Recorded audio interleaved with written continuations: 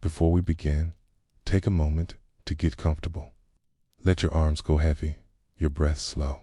And as you listen, feel free to leave a comment sharing what time it is, where you are, and what city or village you're listening from. It's love to know.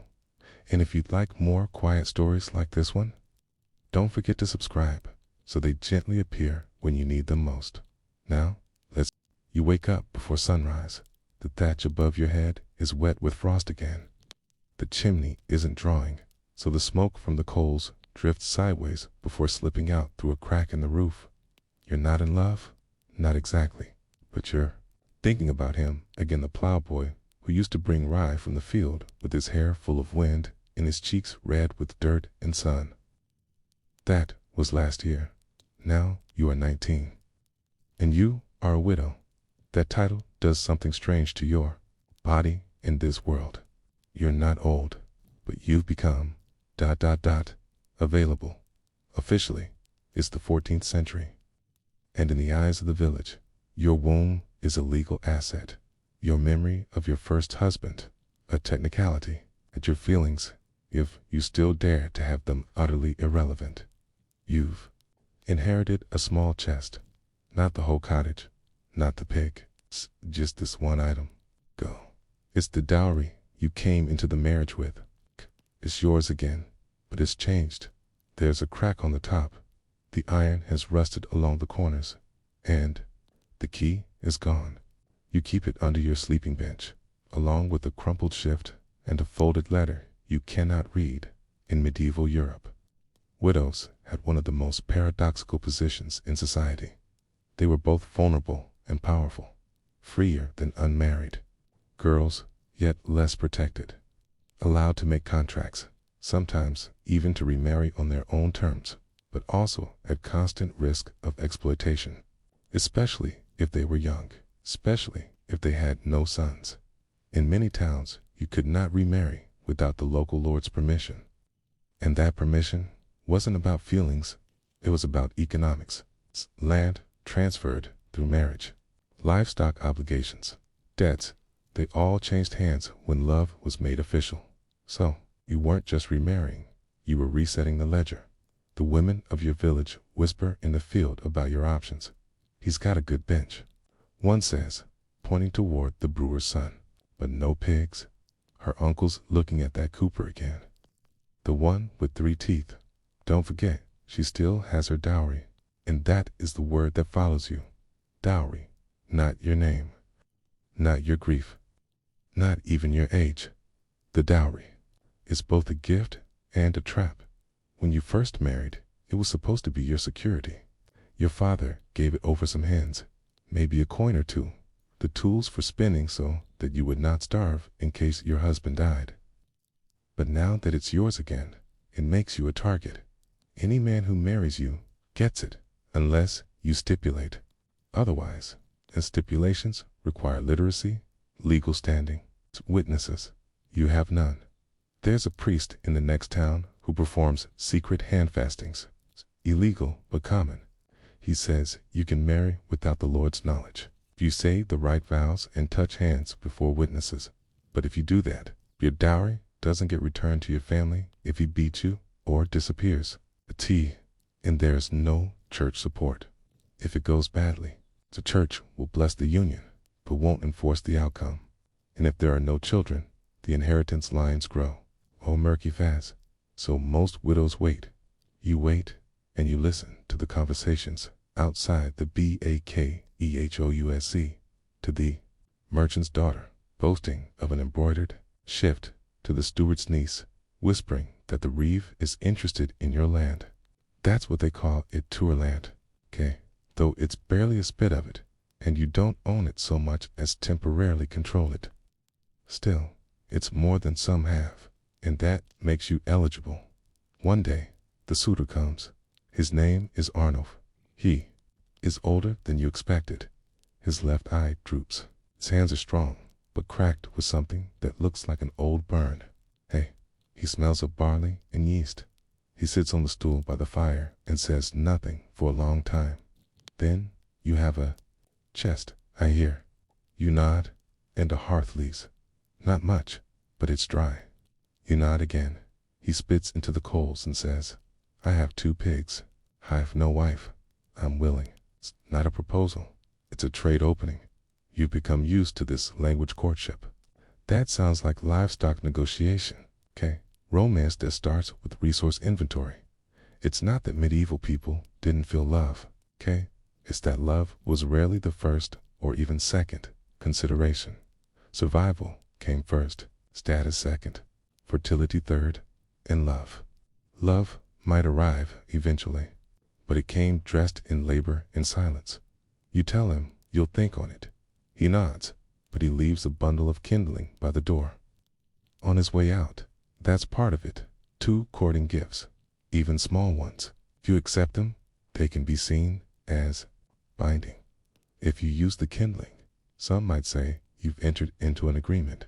You don't touch it for 3 days, but on the 4th day, it rains, and your thatch leaks, and you burn it. You hear later that Arnulf told the blacksmith you'd accepted his gift. He didn't mention the rain. The blacksmith raises an eyebrow. Next time you walk by, the shepherd boy calls you Mistress Arnulf. It's already spreading, and all because of a handful of sticks. You didn't say yes. You didn't say no fast enough. And now, the rumor becomes truth, and truth becomes expectation. And in this world, expectation has legal weight. If someone believes you're betrothed, and you deny it, they can take you to court. Not church court, the local manor court, where disputes over marriage and property often bleed into one another like spilt ink on vellum. If Arnulf wanted to, he could argue that you've wronged him, okay? That you encouraged him, okay? That you encouraged him, that you misled the village.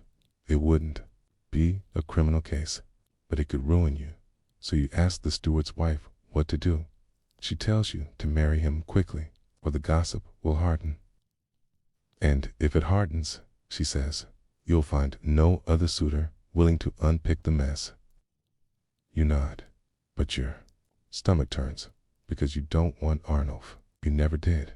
You just wanted time to grieve, time to remember the plowboy, time to think. But time in this world is not a right.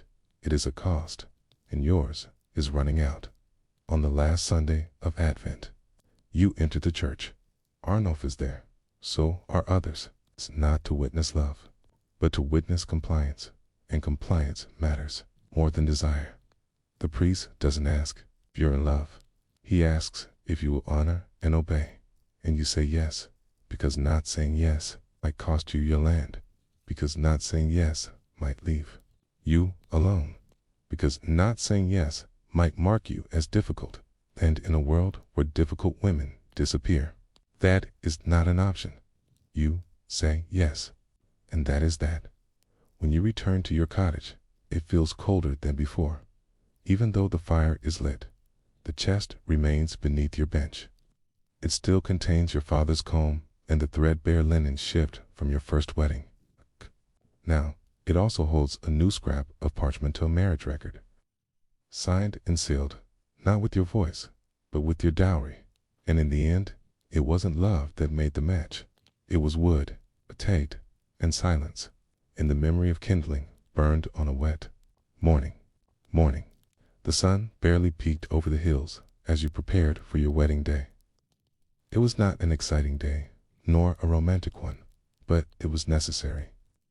The village was already gathering, preparing for the winter harvest feast, and you, once again, found yourself part of the tapestry of tradition, where the weight of the past bound you tighter than the gown you wore.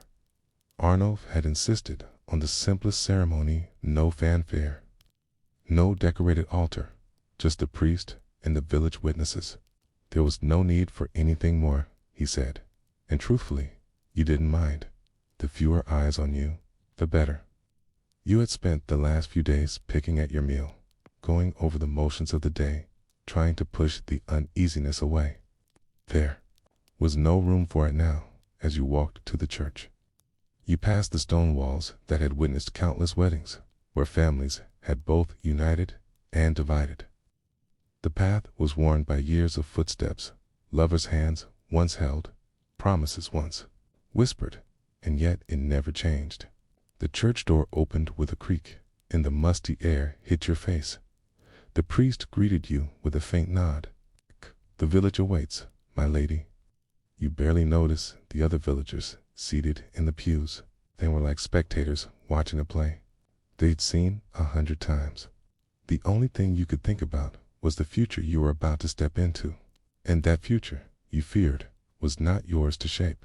The ceremony was short, as most medieval weddings were. The priest mumbled the prayers, his words slipping past your ears as if they were foreign. And the villagers watched, some smiling at the union, others whispering about their own matches. There were no vows of love spoken aloud, no promises of passion. The most significant words in the ritual were those of property. Do you, Aurelia, give your dowry to Arnulf as his possession? You nodded without hesitation. Your dowry was not a gift, was a transaction. Do you, Arnulf, accept this dowry and the lady who comes with it? Another nod. No promises. Just the movement of heads, the click of legalities being sealed. The priest's hand reached for the chalice, and you drank the wine. It tasted bitter, but it felt somehow fitting. Your future had already been written before you ever held that cup. By the power vested in me, I now pronounce you husband and wife, the priest declared, his voice echoing in the small church. What God has joined, let no man tear asunder. What God had joined, you wondered, had little to do with the hearts of those involved. The church had made its statement. The legal formalities were completed. The village murmured its approval, but you stood still in the center of it all, feeling like a piece of furniture, not a bride. Arnulf smiled, but there was nothing behind it. It was a business deal, and you knew it. He knew it. The villagers knew it as you walked back down the aisle, hand in hand with Arnulf. You felt the cold stone beneath your feet, and you couldn't shake the feeling that the world around you hadn't changed. The bells rang, but they weren't for love. They were for an agreement to contract you couldn't escape. The days after the wedding were as cold as the first. Arnulf was kind, if not excessively so. He treated you with a formal politeness that was expected but distant. You didn't expect him to be kind. Or role in this marriage had already been defined. He needed a wife, someone to manage his farm, to bear children, to maintain the land. You needed stability, a roof, a protector, someone to prevent you from falling further into the cold clutches of poverty. There was no room for affection. There was no room for desire. The first night you spent together in your new home was silent. The bed was large, but it felt like the smallest space in the world. You lay awake, staring at the thatched ceiling, listening to the sounds of the night outside. The wind howled, but it felt distant, like it belonged to another world. A world where freedom was possible, where you could make choices. But those choices had been stripped away long ago. Arnulf lay beside you, Kay's body, cold and unresponsive, just as you had expected. He didn't reach for you, didn't whisper anything sweet or caring. His breathing was slow, his mind already elsewhere. This was a marriage of convenience, not passion. But you had no illusions about that. The days blurred together in a haze of household chores and mundane tasks. You spent your days tending the hearth, feeding the chickens, collecting firewood, and patching up the holes in the barn. Arnulf worked the fields, mended the fences, and occasionally spoke of the weather or the prices of grain. There were no deep conversations, no exchange of stories, just the rhythm of survival. Your nights were just as predictable. Pad, though, warm enough from the fire, felt empty. Arnulf would fall asleep with his back turned, and you would lie awake, trying to find comfort in the silence. You had no illusions that this would be anything more than what it was. It was a life, but it wasn't one you had chosen. Weeks passed, and then months. The first frost came, and you found yourself again tending to the hearth, the same rituals of winter settling into your bones. But then, one morning, something unexpected happened. The village, as it always did, gathered for the winter feast. The priests had blessed the harvest, and the people gathered to share their food, to pray, and to make merry.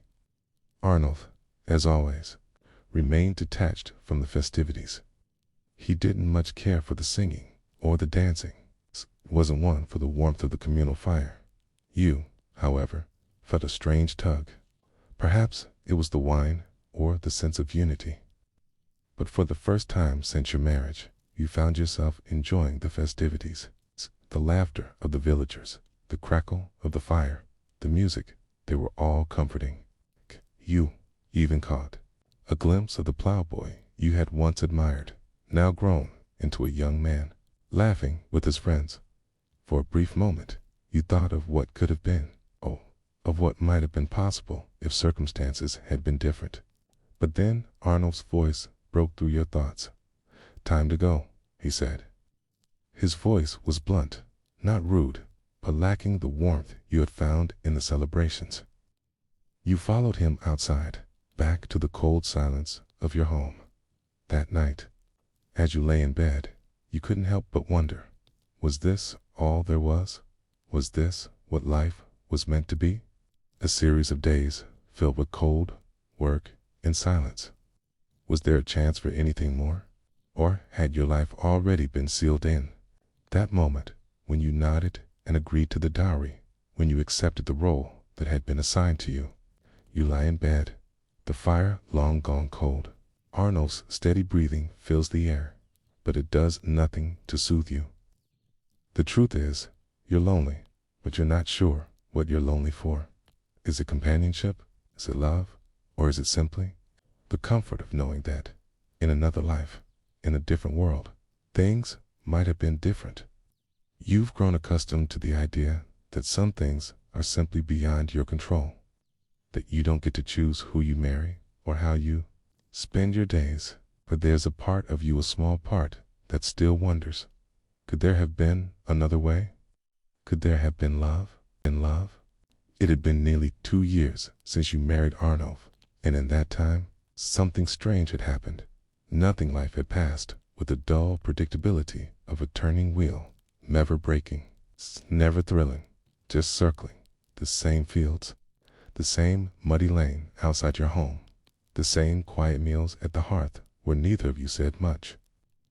The firewood crackled as always, tea boiled with the same bland rhythm, and your days began and ended with the sound of church bells that rang not to inspire, but to mark another 24 hours gone. At first, you thought the stillness of life would drive you mad. You thought perhaps, in time, you would come to either love or hate Arnulf, but instead, what grew between you wasn't passion or bitterness. It was nothing, sort of peaceful resignation. You were two people doing their duties, not lovers or enemies, just figures walking parallel paths through the same fog dot. And in medieval marriage, that was sometimes the most one could ask for. There was, however, a quiet shift beginning, and it started not in your home, but in the legal records of the manor court in your village. As in all villages under the thumb of a manor, relationships weren't just social, they were legal. And so, when a peasant marriage took place, it was recorded not just in the church's ledgers, but in the manor court rolls. And the entry about you was quite clear. Aurelia, widow of Berthelm, remarried to Arnulf the cooper, dowry of 2 goats, 1/3 of a hide of land, and house granted by Berthelm's estate, now passed to Arnulf. That was it. That was what your love was worth. Goats, land, a roof. You read that entry later. On a day when the steward came to check on land allotments and leases, he left his scrolls open as he stepped outside, and curiosity pulled you closer. You weren't supposed to read women, weren't expected to know letters. But you had learned in secret when your first husband was alive. You traced the words with your finger, barely breathing. That was you. That was all of you, reduced to ink and livestock. You returned to your stool by the hearth, sat beside the stew pot, and stirred. But something had changed. The thing about being married to a quiet man like Arnulf was that when silence shifted, you noticed. He wasn't the sort to be affectionate or cruel, but he was predictable. So when he came home late one evening from the woods, his cloak damp and his boots muddied, you knew something had happened. What held you up? You asked. Father Auric asked for help, moving the reliquary chest, he replied. But his eyes didn't meet yours, stared instead into the fire. You let it go, but then it happened again, and again. Days when he'd vanish into the woods for longer than needed. Nights when he sat by the door, not speaking, just brooding. He hadn't grown angry or distant. He was still polite, still present. But something underneath him had shifted. Eventually, the truth revealed itself not through scandal or confrontation, but through gossip. Old Elfrida from the edge of the village, who spun wool and collected stories like berries, leaned into you one day as you scrubbed laundry at the stream. They say Arnulf's been seen at St. Dunstan's, praying hard, asking about sin, repentance. You looked at her, confused. Repentance, you echoed. She raised a bushy eyebrow. A man only repents when he feels he's done wrong. You nodded politely, but inside, a quiet fear opened. What had he done? It wasn't another woman. You learned that soon enough. It was guilt. Plain, deep, wordless guilt. Arnulf, it seemed, had never been comfortable with the idea of taking another man's wife, even by legal means. Even when that man was dead. He had loved Bertholm in a strange, masculine way as a brother in arms during the famine years, when they had shared food and tools and labors in the field. When Bertholm died of the fever, Arnulf had stepped in, not just because it was practical, but because it was expected, because the village needed widows to be put back into use. As the steward crudely phrased it, he had married you out of duty. And now, 2 years in, it was catching up to him. I dream of him sometimes. Arnulf finally confessed one evening, his eyes red from drink. Bertholm, standing at the edge of the wood. He's not angry, just watching. You didn't know what to say, so you said nothing. Sometimes silence was all the comfort one could give. Life continued. You bore no children, something that both you and Arnulf avoided speaking about. Some in the village whispered it was your age. Others suggested the marriage lacked the kind of love needed to create life. You didn't protest. In truth, a part of you was relieved. Children would have only deepened your dependence on Arnulf, and after reading that court scroll, you no longer wanted to be anyone's property, not even your own child's. And so your life became still again, predictable, if not happy. The fields gave what they could. The seasons turned. Arnulf prayed more, worked less, and you strangely began to feel stronger. You started reading more, and you could sneak into the church and borrow psalter. You joined the women spinning wool in the winter hut and asked questions. You listened, you watched, and for the first time in years, you thought not about love, but about autonomy. Then came the new law. It swept through the manor like a storm, issued by the Lord's clerk. It declared that any dowry or widow's holdings could be reclaimed by the manor. The woman failed to produce heirs within 5 years of remarriage. It was a harsh revision designed to reclaim land for redistribution. You heard the steward reading it aloud. No issue born of the second marriage, then the land reverts to the Lord. You returned home that day, numb. Your goats, your patch of earth, your roof, all of it had been a transaction. All of it could be undone, and once again, your worth was defined not by your choices, not by your loyalty or work, but by what you could produce from your womb. That night, you sat across from Arnulf. He had heard the news as well. His face was pale. You both understood. We could lose everything, you whispered. He nodded. We could. The silence between you was longer than ever before. I'll leave, you finally said. His head turned sharply. What? I'll leave. I'll go to the sisters at the nunnery in the next shire. They'll take me. He frowned. That's madness. It's not, you said calmly. If I leave, the land returns to you by default. They won't challenge a man alone. His voice dropped. You'd give up everything. You stared into the fire. I already did, long ago. And with that, the marriage ended not in anger, not in sorrow, but in quiet understanding. You walked away from the village weeks later with nothing but a sack of bread and an old wool shawl. No legal papers, no horses, no kiss goodbye, just a quiet departure at dawn. You never looked back. The manor lost interest. The steward marked the land back in Arnulf's name, and the matter was closed. You entered the nunnery not as a devout believer, but as a woman who needed sanctuary. And in the small cloister, surrounded by women who had been widows, wives, mistresses, and mothers, you found something you never expected to find again.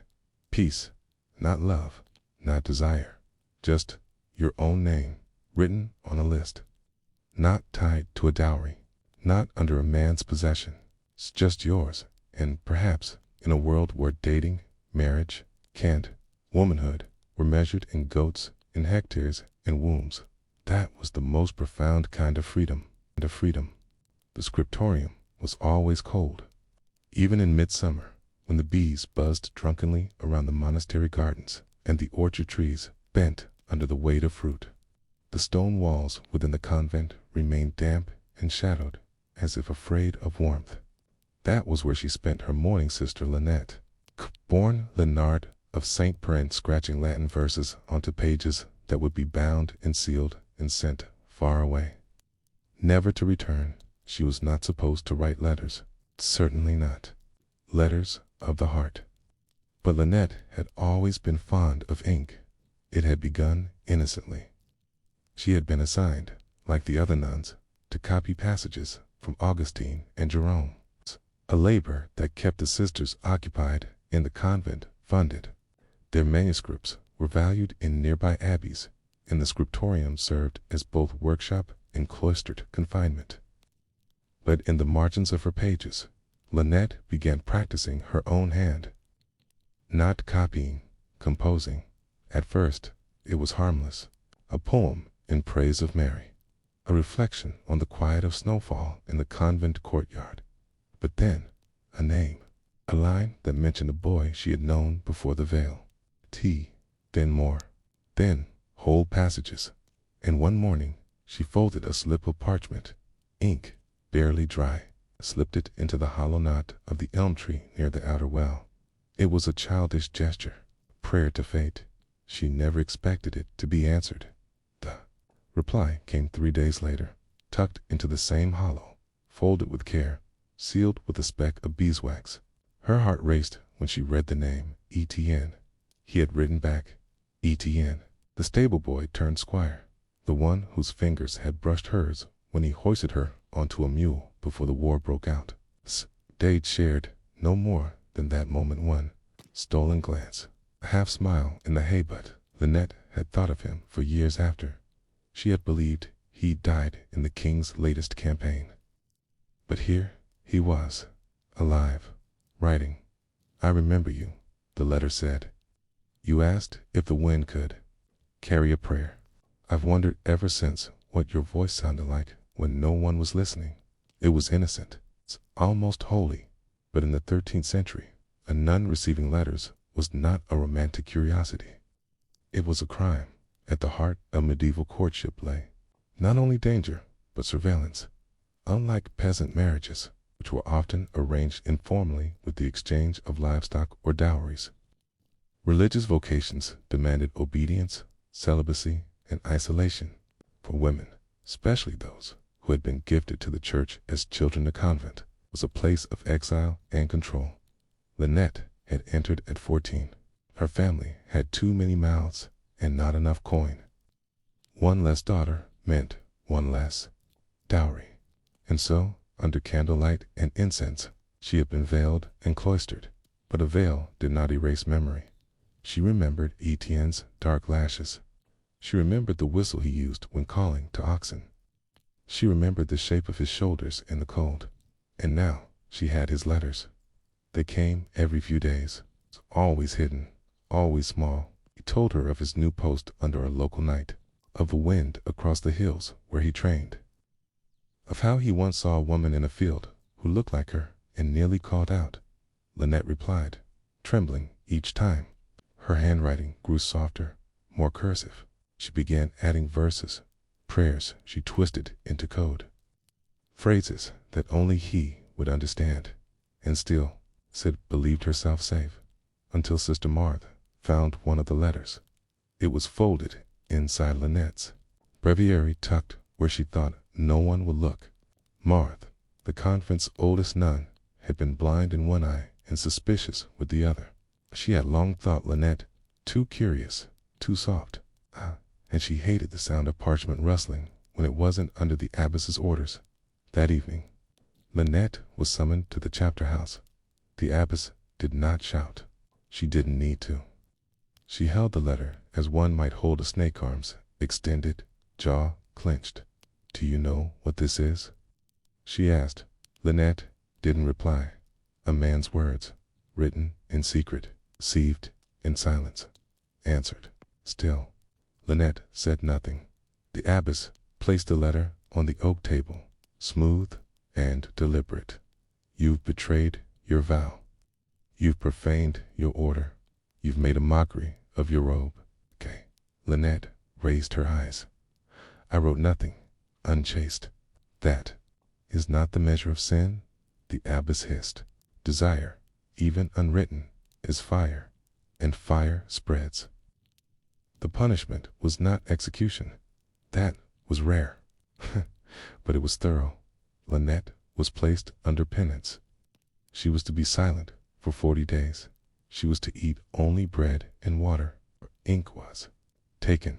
Her duties shifted to tending latrines and sweeping the cold cloister walkways.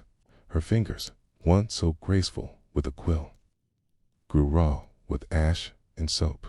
And, most cruelly, she was forbidden to enter the scriptorium for a woman who loved words. She bore it. Each night, she whispered prayers to no one. She imagined Etienne's hands. She remembered the way he had once written her name, as if it were sacred. But the world around her grew colder. The other sisters kept their distance. Whispers followed her steps. And the abbess, who believed in discipline as salvation, refused to offer forgiveness. And then, after a month, Lynette made a decision. If she could not live for love, she would suffer for it. One evening, after a thin moon and thick frost, she crept into the old library. She knew where the abbey kept its keys. She knew which lock stuck unless pulled upward. She had copied the entire rule of Benedict. She had memorized its rhythms. Inside, it was dark. She lit a stub of candle. She found a scrap of parchment. She dipped a piece of straw into ink, and she wrote her last letter, not to Etienne, not to the ABBESS, to herself. She wrote of the silence that grew like mold. She wrote of love, not as fire, but as ink slow, staining, eternal. She wrote a prayer not to Mary, but to any woman who had ever been punished for caring. She sealed it. She tucked it beneath the altar stone, where only the curious might one day find it. And then she returned to her cell, slept, and waited for morning. Lynette never received another letter from Etienne. Whether he stopped writing or whether his messages were intercepted, she would never know. Years passed. Her hair grayed. Her hands stiffened. She was allowed back into the scriptorium eventually, but she never wrote another line that was her own. Only the words of saints. She died at 53. Quietly, her name was entered into the convent roll, with the simple note, obedient servant, disciplined heart, but hidden in the convent stone under that altar where time moved slower.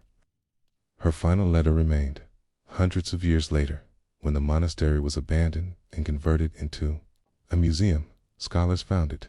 They studied the ink. They puzzled over the verse. They debated the identity of L.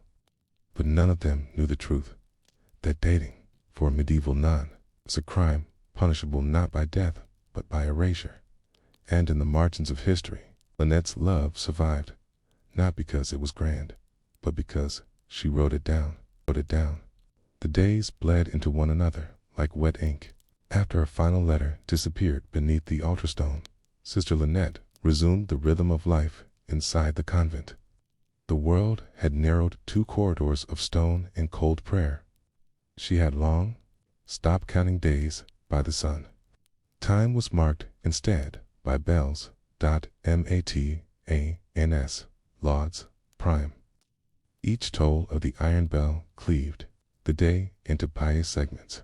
Rise, pray, work, pray, eat, pray, sleep, repeat. Even her body adapted. Hunger vanished. Speech grew foreign. She lived more in her thoughts than her limbs, and even those thoughts became careful, dry things, stripped of the softness that once filled her secret letters. In the centuries since, many have romanticized nuns and their cloisters as though a convent was a peaceful sanctuary for spiritual longing. And, while it was true that some found safety in the cloister, for others, like Lynette, it was confinement masquerading as devotion. A prison not made of chains, but rituals, walls, and rules that erased the individual. She had once thought herself clever for using the language of saints to mask her longing. But there were those within the church, especially abbesses and bishops, who had mastered this language far longer. They knew how love crept into prayer, how longing could infect the most sacred liturgy. And so they watched for signs of infection. Lynette's punishment had technically ended. The 40 days had passed. Her meals resumed, her silence lifted, her duties rotated once more. She even returned to the scriptorium, but only as a cleaner. The abbess, wise in the art of quiet cruelty, allowed Lynette back among the inks and parchments, not as a writer, but as the one who swept the floor, washed the inkstones, trimmed the quills, and removed the scraps others had abandoned, to touch words but not compose them. That was the punishment now. She knelt in the corner each morning, wiping away ink drops as other sisters wrote out the words of Augustine, Cassiodorus, and Hildegard. She listened to the scratching of quills, a sound once beloved, now unbearable. She carried away the pages for drying, never glancing too long, never daring to comment. It was a kind of living death, and yet she endured it. The convent stood on a hill above the river Loire, surrounded by crumbling orchards and crumbling walls. Founded by a minor noble family in the 11th century, it had long since outlived its patrons. Its chapel was cold, its roofs leaked, its bells rang too sharply in winter, but it was still seen as a place of virtue, a home for unmarried daughters, inconvenient widows, or women like Lynette, whose presence in the world was too dangerous. What most of the people didn't realize was how much these cloistered communities depended on order and fear. A convent was like a pot kept just below boil. Affection had to be suppressed quickly. Joy had to be muted. Everything needed rules: how to walk, how to bow, how to chew, how to breathe during scripture. And yet, in such places, the human heart never fully disappeared. The other sisters had started whispering again, not about Lynette's letters, which had grown old and stale in their scandal, but about something else. The disappearance of Sister Aude had been the youngest of them all. Just 16, she arrived only a year prior, the illegitimate daughter of a nobleman who paid handsomely to hide her in the convent and keep her out of inheritance disputes. Aude had been flighty, cheerful, full of questions. She hummed hymns off-key and once spilled wine on the choir books. She called Lynette the poet, though Lynette never responded. She often brought her extra bread, and now she was gone. One morning, Her cell was empty. Her veil was still folded neatly on her cot, but her shoes were gone. No one saw her leave. No one heard her. The abbess said she had been taken away for spiritual retreat, any old trick used when girls fled or were removed, but no one believed it. Lynette did not speak of it, but her heart stirred. She remembered that same look in Aude's eyes, the way she watched the wind through the window slits, the way she lingered by the garden gate. That hunger, that longing, cat danger. Lynette feared she had passed on her infection. There were rules about letters in convents. Technically, the church permitted correspondence, but only under strict control. All letters had to pass through the abbess or a designated spiritual overseer. Any writing not related to religious instruction was discouraged. Any letter from a man was suspect, and romantic content, if discovered, was cause for penance, excommunication, or imprisonment in some cases. Nuns caught writing love letters were sent to more severe convents, places known not for their prayer, but their punishments: iron cuffs, chains at night, cold baths for purification, silence imposed by hoods and gags. These were not metaphorical punishments. They were used well into the late medieval period. Even worse was the threat of public shame. Some nuns, especially in Italy and the Rhineland, were paraded through town for such transgressions. Their habits dirtied, their hair cut short, their bodies mocked, for women sworn to God. The idea of being viewed as sexual beings was humiliation beyond measure. Lynette had avoided all that, but only just. Months passed. The winter was cruel that year. Ice formed on the inside of the chapel windows. Bread froze in the kitchens. The river, once flowing, turned to glass, and in that silence, Lynette's mind grew louder. She thought often of the letter she had hidden beneath the altar. Did anyone read it? Had it crumbled? Would it be discovered after her death? Would her words outlast her body? She also thought of Aude. What if the girl had written letters of her own? What if her affection, bright, naive, and unchecked, had drawn punishment? Had she simply run? Or been sent away in secret? There were so many quiet disappearances in the convent. An older nun too ill to work, a younger one too rebellious. They were said to be relocated, but they never wrote back, and no one dared ask. Absence of memory became its own kind of violence. One night, unable to sleep, Lynette crept into the chapel. It was not forbidden, technically, but the hours after Compline were meant for rest. A nun alone at night was always suspect. She knelt before the altar, just as she had when she was young, there on the cold stone floor. She did not pray. She listened, not for God, but for the memory of her own voice. She recited, silently, the first lines of the first letter she ever wrote. She remembered how her hand had trembled. She remembered how carefully she had folded it. She remembered the thrill of knowing her words were no longer confined to the scriptorium, but loose in the world, free.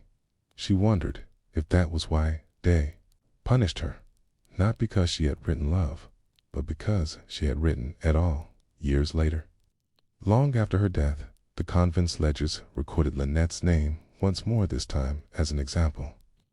Sister Lynette, once penance, returned to obedient life, a model of reform. But the truth was more complicated. She never wrote again, not because she had changed, but because they had made her believe that silence was safer. In medieval Europe, dating didn't just mean stolen kisses or flirtation. It meant dangerous, especially for women who dared to feel, whether cloistered or free. Women who loved without permission risked everything, and in the case of Lynette, the mere act of writing affection was enough to undo her entire identity. Not with whips, but with ink. Denied. Years had passed since the letter. Sister Lynette's hair had thinned to gray. Her fingers curled from years of cold and labor. She moved slowly now, like ink drying on parchment. Few remembered her transgression. The newer sisters only knew her as the quiet one, the nun who swept the scriptorium with such care that not even the dust dared rise around her. Her body aged quietly. But her mind became a labyrinth of unwritten words. She had once believed writing was power, that to place thoughts on parchment was to give them weight, permanence, voice. But now she understood something deeper, sadder. In a world where a woman's heart was dangerous, its memory became her only refuge. It began with a piece of scrap, vellum. It was late autumn. Leaves rattled like old bones across the cloister garden. Inside the scriptorium, the sisters were copying a homily from St. Bernard, their quills scratching like soft claws. Lynette, stooped with age, was tasked with burning the waste of leftover trimmings of parchment in spoiled pages. But one scrap had been miscut. Instead of blank margin, it bore a single, incomplete sentence. She remembered the warmth of the courtyard sun. That was all. No name, no subject, no writer, just a fragment, fragile, anonymous. Lynette stared at it for a long time. She had written thousands of lines in her youth, most erased, punished, burned. But this fragment, these simple lines, sparked something deep within her. Not defiance, not regret, just memory. Long before her punishment, before the letters, before even the convent, Lynette had wandered the gardens of her father's estate. She remembered the bees in the lavender, the silk slippers that pinched her toes, the sound of men training with swords just beyond the hedges. And she remembered Thomas, the steward's son.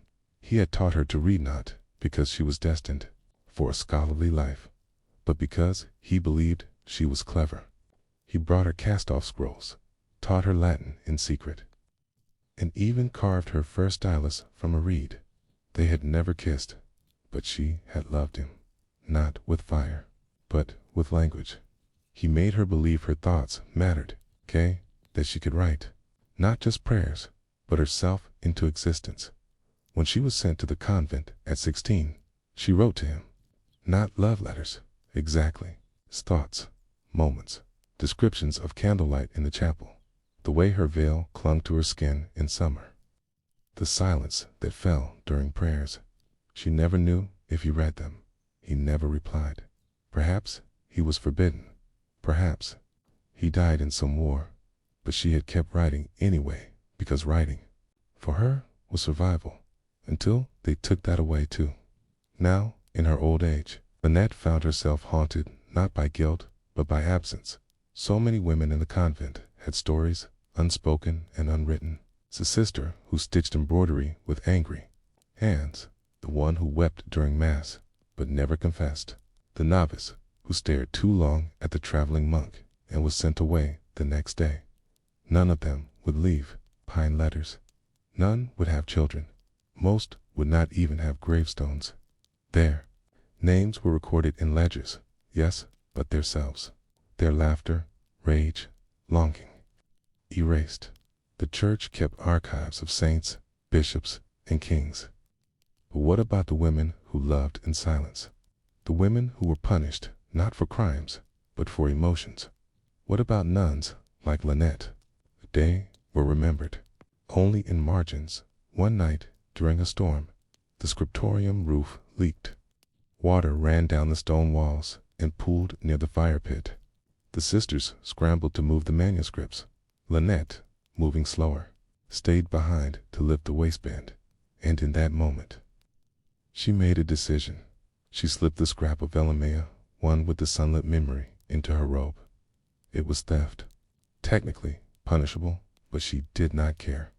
She pressed it to her chest like a relic, not because it was hers, but because it could have been.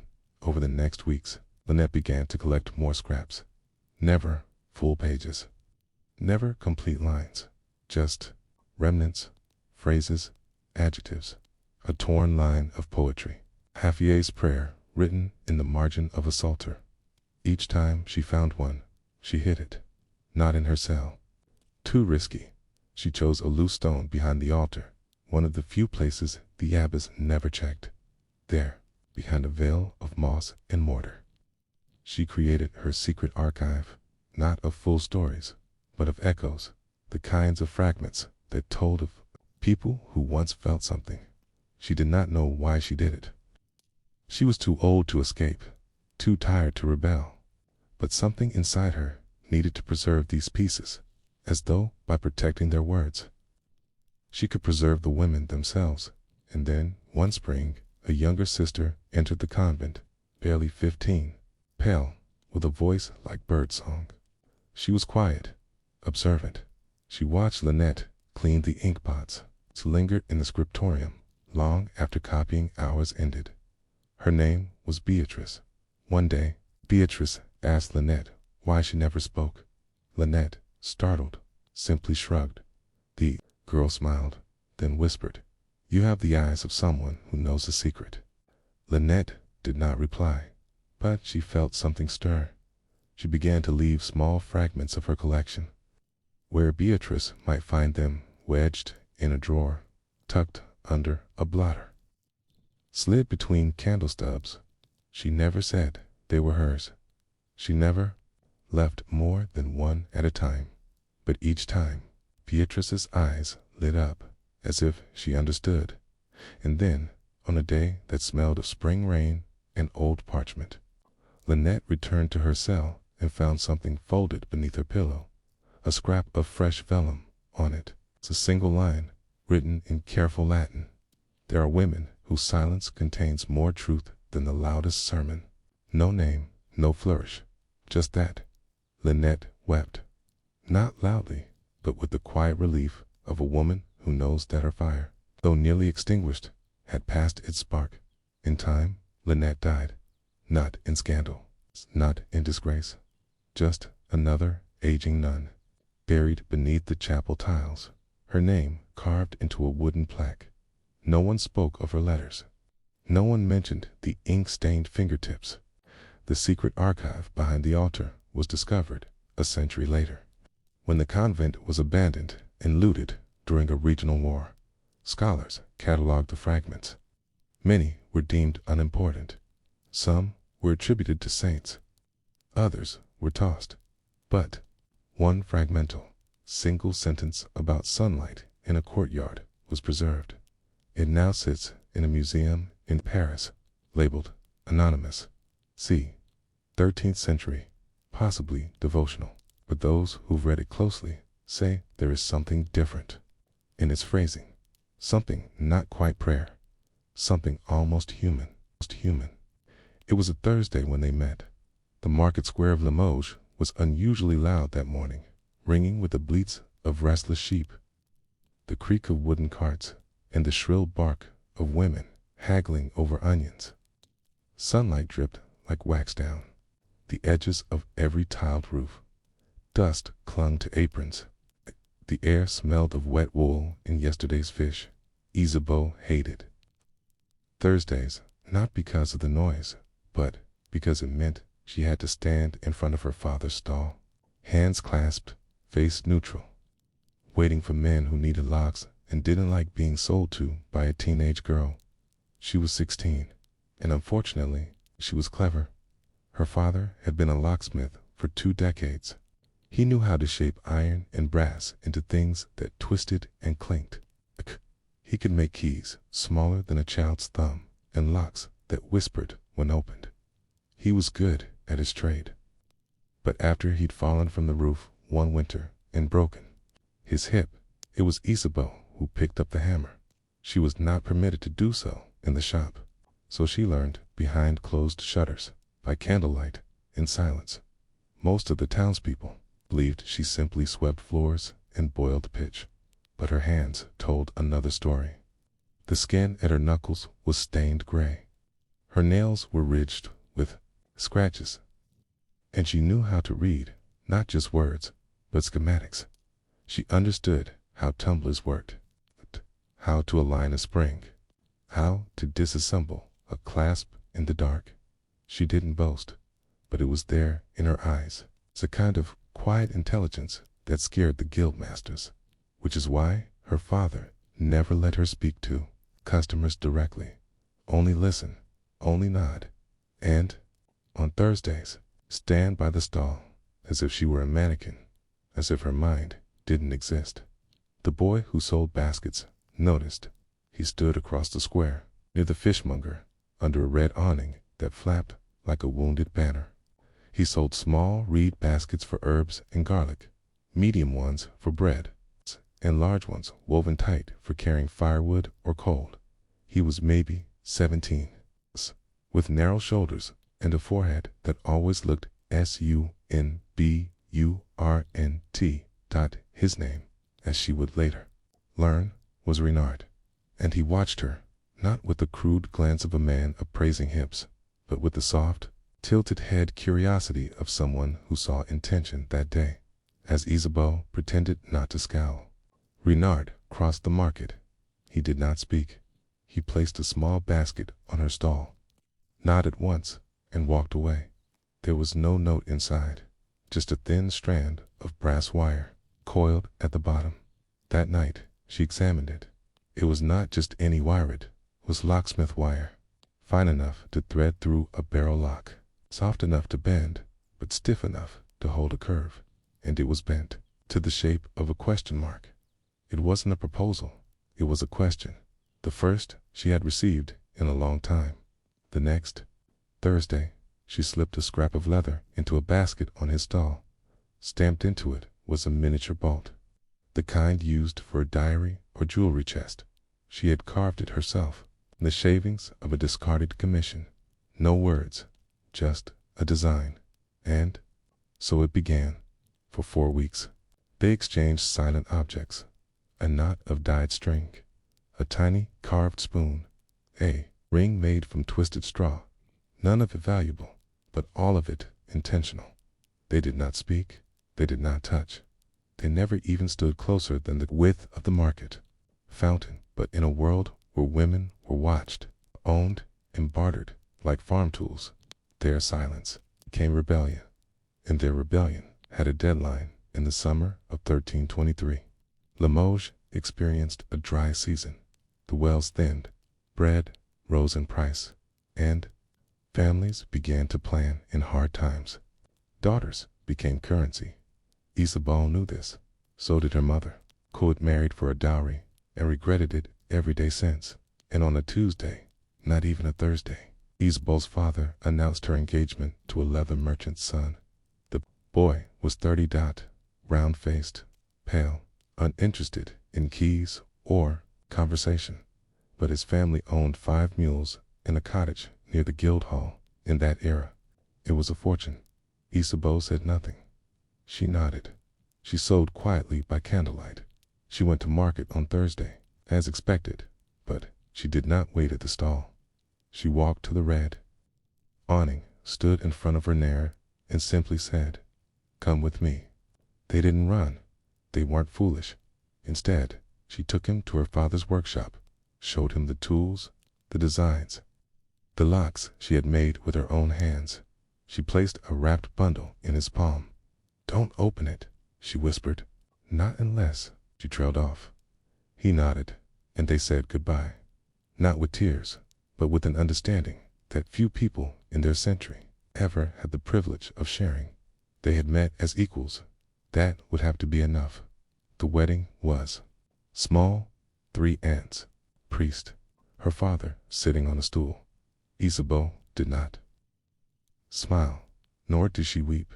She simply folded into the life expected of her for the next 2 years. She lived in a stone house that smelled of tallow and wet hides. Her husband grunted more than he spoke. He counted her eggs, weighed her loaves, spoke of her womb like a ledger line. She did not write letters. She did not weep, but she remembered the wire, and she remembered the question. And then, one April morning, as she was sweeping the front step, she found a small basket left on the sill. Inside, a strip of cloth, a reed spoon, and the original piece of brass wire, bent now into the shape of a key. She didn't run. She didn't pack. She simply walked down the alley, past the tannery, across the bridge, and never returned. What happened next became local rumor. Some said she died in the forest.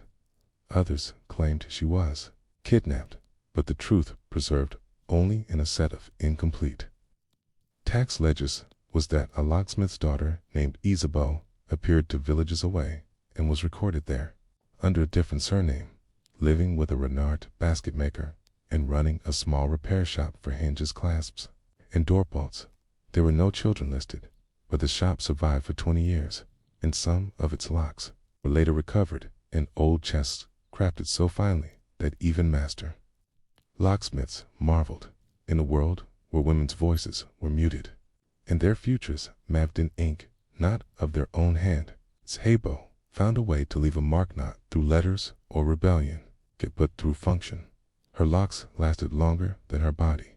Her bolts held strong even as her name disappeared from records. And in the end, the key wasn't love, it was agency. But perhaps they were the same thing all along. No one expected the chest to hold anything of value. It was found behind the broken wall of a collapsing cottage in the outskirts of St. Pardieu, half covered in thatch and spiderwebs, buried beneath clay vessels in an iron cooking pot that had fused into the dirt. The house itself had burned long ago, perhaps during a skirmish or a lightning strike. The land had shifted, time had warped its memory, but the chest remained, sturdy, uncharred, locked. The man who found it was a tenant, farmer's son. He had been searching for usable timber, not treasure. But he hauled the box out anyway, brushing off the soil and dead insects. And noticed something curious. It had no keyhole, only a smooth brass faceplate in a narrow groove the width of a hair. Even the local smith could not open it. That was 1391, nearly 70 years after Isabeau had vanished across the river with a basket boy and a satchel of lockpicks. The chest passed through 5 hands before someone managed to pry it open, with a blacksmith spike and a week's worth of quiet, patient pressure. Inside, letters, dozens of them, but not love letters. Designs, hand-drawn schematics, technical illustrations of springs and tumblers, hinges, lock plates, and something no one had seen before, a spiral key that uncoiled to match a unique barrel. Every drawing was signed with a simple mark, a curled Y. They were nearly dismissed as eccentric curiosities, but one merchant, who also traded in architectural hardware, recognized something. He had seen locks like these before, once on a chapel door in Montignac, another time on a traveling chest that had resisted every thief on the trade route to Cahors. Both locks were unpickable, whisper smooth, silent as breath. Both bore the same marking, a small stamped spiral, like a fern uncurling. It became known as the Isabeau spiral. Of course, it was never officially recognized. Locksmith guilds did not record women as masters. Apprenticeship registers did not include her name. And if a man had claimed her work, whether father, husband, or Renard, there was no way to prove otherwise. But the markings matched, and the drawings were advanced to advance for any known smith in that region during the 1320s. What made them remarkable was not just the precision, but the philosophy behind them. Each drawing was annotated, not with measurements, but with notes, like designed to be opened by someone who listens, not forces, or a lock should not trap, should whisper when touched. This was not the language of a forger or a guildman. This was someone who had designed locks for people, not to protect kings or vaults, but to guard small, humble things. A diary, a trinket box, love letter folded in wax cloth. It was functional poetry, and it confused everyone. The letters inside the chest told more, not narratives, but fragments, instructions, musings. Some were clearly written for someone, perhaps for Renard, or an apprentice. Others were reminders to herself, Never file brass when the weather is cold. It lies. Or, if a woman locks a box, trust it holds more than things. Perhaps the most telling fragment was scrawled along the bottom of a folded design sheet. To be forgotten is not the worst fate, but to be misunderstood, that is worse than death. T. by 1400. Two traveling locksmiths had copied her spiral design and adapted it into the beginnings of what would later become the pivot pin mechanism. They did not credit her, but they used her annotations, and in quiet corners of southern France, older locksmiths passed down a curious superstition that a woman's hands had once held the secret to the smoothest locks ever made, and that her ghost would jam the work of any apprentice who laughed at the idea. Isabeau's name faded. Even the spiral was gradually replaced by the initials of male craftsmen, but the philosophy behind her work lingered. One journeyman, years later, was said to teach his sons, not with chisels, but with questions. What does a lock want to be? Right. Is it guarding against? Not enemies, not always thieves, but fear. A woman locking her hope in a drawer. A child hiding a secret. A craftsman building a box not to hide wealth, but to hold selfhood. That was the kind of lock Isabeau designed in the 15th century. Several artifacts bearing the spiral symbol were recovered in different regions of France, though never officially catalogued.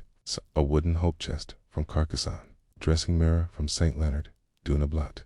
Even the iron bolt of a long-abandoned grain mill in the Creuse region, where local legends told of a witch locksmith who made devices that sang when turned.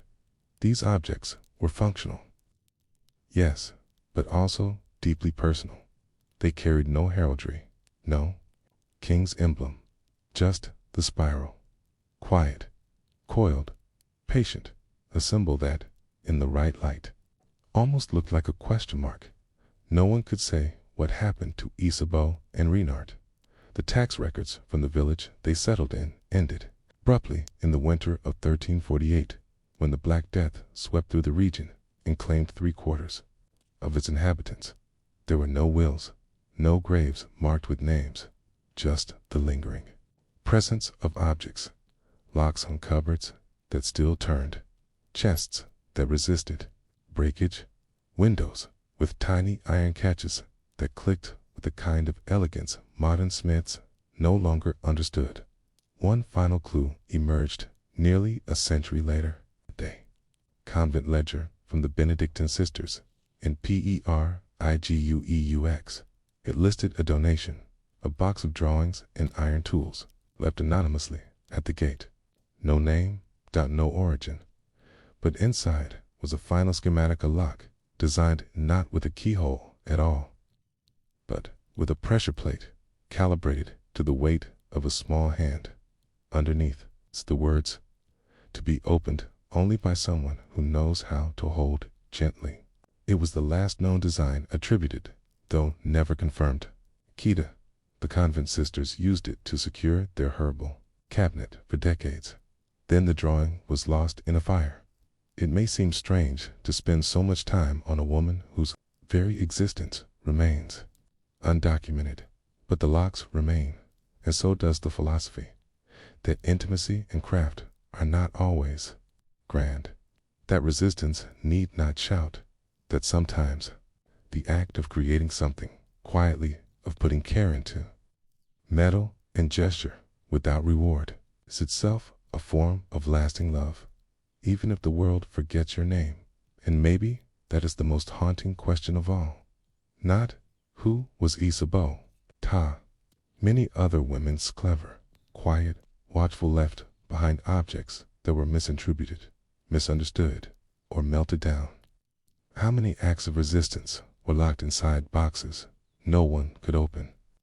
And how many keys have we lost? The year was 1789 in a town nestled deep in the Dordogne Valley, one that had changed names so many times no one quite remembered its origin. A woman named Emily Charton walked the hall of her grandfather's home, counting the floorboards, not out of habit, but necessity.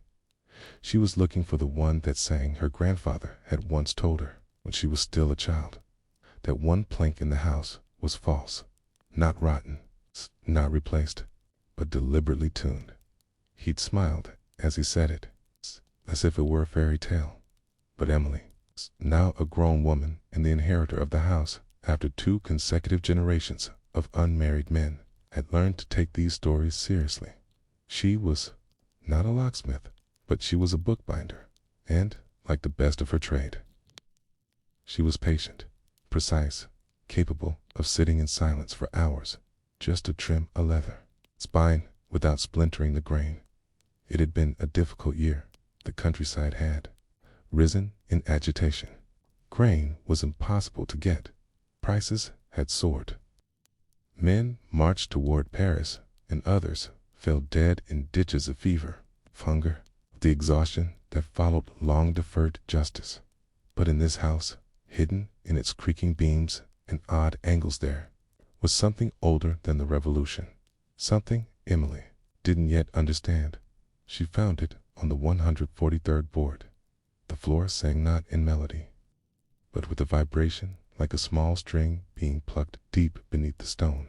When she pressed it with her heel, it gave slightly, and when she stepped off, the board lifted at one edge. There was a mechanism, not a trapdoor, not a drawer, but a turning latch, brass, etched faintly with a spiral. The box beneath the floor was barely larger than a loaf of bread. It was lined with felt, and inside, wrapped in oilcloth that had long since dried and crumbled, was a bundle of tools, not blacksmith's hammers or forging tongs, but delicate rods, tiny flat hooks, pins, and brass wafers, each one finely made. Alongside them were 3 folded sheets of parchment, frayed at the edges. The ink had faded, but Emily could just make out the annotations. Open not with pressure, but pause. Fit sticks. Breathe. At the bottom of the last drawing, a spiral mark, just like the one her grandfather had carved onto the spine of his old ledger. The one, he said, came from a line of women who worked metal like lace. He had always been vague when speaking of his family's past. Emily had assumed it was due to embarrassment. They were artisans, not nobility. But this was a kind of inheritance she hadn't expected. Not land, not letters of title, but a philosophy, an approach, a language without words. She didn't tell anyone, not the mayor, not the tax collector, not even her sisters who had moved to Limoges to escape the tension building in the countryside. She kept the tools in a drawer near her bookbinding press, and when the candlelight was steady and the streets were quiet, she practiced not for profit, not even for pride, but because the feeling of sliding a pen into place, of sensing resistance and yielding without force, was strangely calming. It echoed something familiar, like threading a needle or gently persuading a warped spine to lie flat against glue. The locks she built were never large. She repurposed old cabinet latches and rusted box hinges, but each one bore a single modification, a spiral etched where no one would see it. She never signed her name. One summer, during a lull in unrest, Emily was approached by a watchmaker named Clement. He had heard from a neighbor that she was good with fine mechanics. He wanted a clasp made, not for a watch, but for a keepsake box, a gift for his sister who had survived a long illness and needed something that felt secure but gentle. Emily hesitated, but something about the request reminded her, of the notes in the hidden chest, especially the one that read, "A lock should never punish its user." She built the clasp. It was simple, discreet. It clicked softly when turned, not a snap, but a whisper. Clement paid her with 2 bottles of wine and a promise to keep her name private. She believed him. Years passed. Revolutions rolled forward and back like waves. Regimes changed. Borders shifted, and Emily aged. Her hands grew slower, but her work, her quiet, private work became more refined. She had no children, no formal students. but she taught a young laundress to read schematics, so left notes inside her bound. Book small marks only visible when the spine was pulled apart. She carved symbols into the hidden corners of doors. She repaired for elderly neighbors. One of them, a merchant's widow, found the lock so easy to use that she wept, saying, "No one makes things for old hands." Emily didn't explain, but she knew. The legacy wasn't in names. It was in ease, in gesture, in resistance that didn't harden, but yielded with care. By 1810, only a few of her locks remained in use. Some were mistaken for toys. Others were dismantled by tinkerers who didn't understand their subtlety. But one boxer sewing chest made for the widow's granddaughter survived. It changed hands 4 times, was taken to Paris, then lying in Bordeaux. Each time it was noted. The lock was odd, but intuitive. No key required, only a turn, soft, and a pause. By the time Emily died in 1823, the practice of fine, handcrafted lock design had mostly vanished. Mass production had begun to take root. Locks were standardized. Springs were outsourced, and the idea of a mechanism that responded to human touch rather than resisted it was considered inefficient.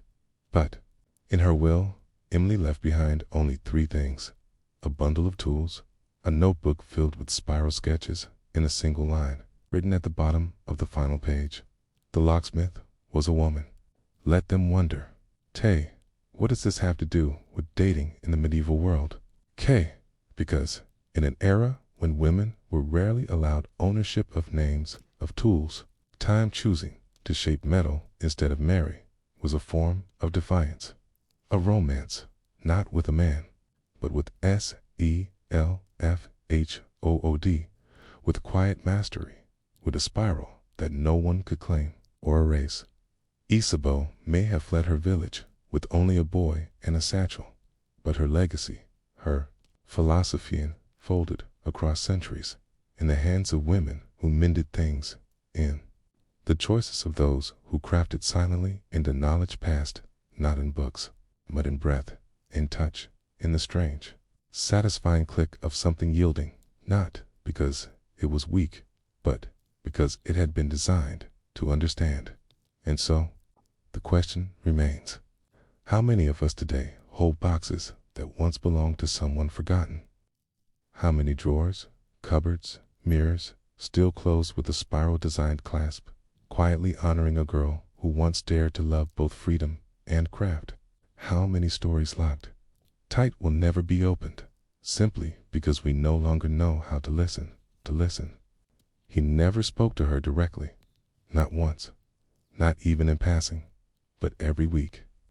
When she returned to the scriptorium with a stack of parchment to copy or correct, she found a new note, never signed, never bold, never part of the main text, always in the margins, always tiny, just large enough to be overlooked by the master of manuscripts, whose eyesight was beginning to fail, and who mostly trusted his junior copyists to mark up errors or transcribe additions. She didn't know his name, only his initials, A.R., and for over 16 months loved her through Latin. Her name was Linnet, born in the spring of 1311 in a stone cottage along the edge of the forest near Exeter.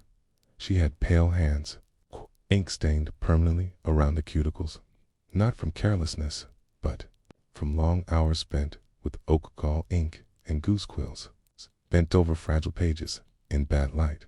She was not supposed to be there. Technically, most scribes at the abbey were men, but after her brother, apprenticed to the abbey's scriptorium, died suddenly of a lung sickness, the monks had grudgingly accepted Linnet in his place, at first only to deliver materials, then to sort, then to dust and clean bindings. But eventually, when one of the older monks noticed the elegance of her notes, made privately in the margins of her brother's old work, she was given a chance. That's how she ended up copying theological commentary before she was 20. But the margins were her secret, until they weren't. It began with a single correction. Lynette had copied a particularly difficult sentence from Augustine's Confessions. Her Latin was precise, but not perfect, and she had translated one word with too modern an inflection. The next day, when the page was returned for binding, someone had penciled a faint line through the word anxietus and replaced it with solicitudo. But more than that, below the line, in even fainter ink, someone had written, not wrong, just ... misplaced. She stared at it for a long time. That wasn't the kind of comment monks usually left. It was soft, playful even. She didn't respond. But 2 weeks later, it happened again. She had written a short summary in the margin of a dense passage in optional note, something the monks allowed when training new scribes, and next to it, in neat lettering, better phrased than the author himself, again, unsigned, but in the same ink, same fine pen at first. She thought it might be the master scribe's assistant, but then came the clincher, a copy of Boethius' Consolation of Philosophy, which she had just finished transcribing. In the corner of the last folio, she had written, "How can philosophy comfort grief that has no name?" It was a rhetorical note, something private, yet when the page came back from review, someone had responded beneath her line in matching script by giving it 1. From then on, she began to write more deliberately, not whole letters, not personal confessions, but questions, little ones, tucked into the gaps between prayers, between glosses, sometimes on a slip of scrap parchment folded between the folios. She signed them only with a curled symbol of spiral drawn inside a teardrop. The first time she did this, the response came back within 3 days. "If this is a game, I have lost already. A.R." And that was the beginning. They never met, not formally. The Abbey scriptorium operated on different shifts. Copyists worked in staggered hours to avoid crowding the desks, but she could tell when he had been there. The quills were trimmed slightly differently.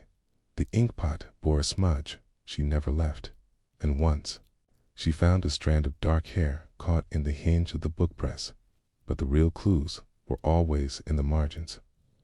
Over the next year, she came to know his handwriting better than her own. He had a certain way of curling his G, a lean to the left on certain letters, and a fondness for Latin jokes that required a second reading. He was clever, gentle, and full of doubt. She learned, through indirect questions, that he had been destined for law before being sent to the Abbey, that he missed to see, that he feared he would die without being remembered. To this she responded once, "Then leave a mark only one person will notice." And he replied, "You are that person." Course, what future could exist between the scribe and a faceless hand? But this quiet correspondence felt more intimate than anything she had ever known. They argued over interpretations of texts. They laughed through footnotes, and once she left a flower pressed between 2 folios. She found it's dried. Twin returned the next week. Inside a note, "We have made a garden in ink." But it could not last, not in the way it had begun. One morning, as Lynette arrived early to fetch parchment, she heard raised voices in the scriptorium. The master scribe was holding a page aloft, his face purple with fury. One of the elder monks had found the notes, not the usual ones, but the more recent ones, those made not to clarify the text, but to speak across time to her. "This is vanity," the monk shouted. "Infatuation, hidden under gloss," and worse, it was written by a novice. Lynette froze. She didn't know whether A.R. had been caught, or if someone else had betrayed them both. But that day, she burned her spiral. She no longer signed her margins. She no longer asked questions. She returned to copying quietly, her face expressionless, her hand steady. The garden had closed, and then 3 weeks later, it happened, inside a copy of Cicero's Dream of Scipio. Just beside a passage about the stars, she found a final note. "If I had ever seen you, I would have written this in the sky." It was signed A.R., unashamed, and below it, a single, perfect spiral, drawn in gold leaf, barely the size of a fingertip. He had risked everything for one last reply, and she never saw another message again. Years passed. Linnet eventually left the abbey, not in disgrace, but in silence. She became a traveling illuminator, hired by lords and merchants to add decoration to their manuscripts. She never married, but her work, especially the margins, was known for its lightness, its whispering details. Those who received her illuminated texts often said, "There's something alive in the corners." They didn't know how right they were, because Linnet continued to write in the margins, not full letters, not love notes, but signals, marks, clues for the kind of person who might one day notice, and she always signed them the same way, a spiral inside, ATERDROP, waiting for someone who read not the lines but the space between them. It was supposed to be a simple case. Oh. Farmer accused of trespassing on the monastery's land, grazing 3 goats too far beyond a crumbling, moss-covered stone that once marked an ancient border. It was the summer of 1491, and the abbey lands near Exeter were tightening their claims again, emboldened by a new abbot with a taste for legal procedure. Every field, hedge, and ditch was to be surveyed, every footfall weighed in court, and so a man named Gregory, old and wind-beaten, stood before the local judge, fumbling with his cap as his accuser, a thin-lipped friar named Brother Thomas. Read from a tattered parchment the supposed boundaries, written in perpetuity 2 generations earlier. Gregory could not read, but he had something better. A book, not his own. He could never afford one, but a gift from his mother, who had once worked in the household of a minor noble family, with an unusually large library. When the old mistress died, the remaining books were given away to servants and staff, and Gregory's mother, who had helped clean the binding rooms, had taken home a single manuscript. She never opened it, couldn't read it.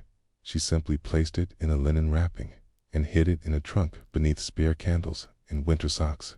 Years later, when Gregory married and took over her small cottage, he found it, still wrapped, still unread. He placed it on a shelf near the hearth, not for use, just for presents. That book, an old commentary on Boethius, sat there for over 30 years, until this court case. It was the village schoolmaster, Master Edwin, who first noticed the odd coincidence while preparing Gregory's statement. Edwin had come by the cottage to help him understand the charges. In passing, Gregory mentioned the book, said it once belonged to someone who had worked near the monks, and when Edwin opened it, mostly out of curiosity, his brows rose. The parchment was clean, the ink unusually delicate, and the margins, ... The margins were alive. Someone, long ago, had filled them not with ordinary notes, but with soft commentary, not theological, but emotional, not instructive, but conversational. And in one section, beside a discussion of property, a peculiar note: land belongs not to the one who draws the line, but to the one who kneels to sow it. Beneath it, a small spiral. Inside the spiral, a teardrop, barely visible. Edwin read it again. Then again, he turned to Gregory and asked, "Do you know who wrote this?" Gregory shook his head, never looked past the cover. Edwin took the book with him, and that night, under candlelight, he read the entire thing. He didn't sleep.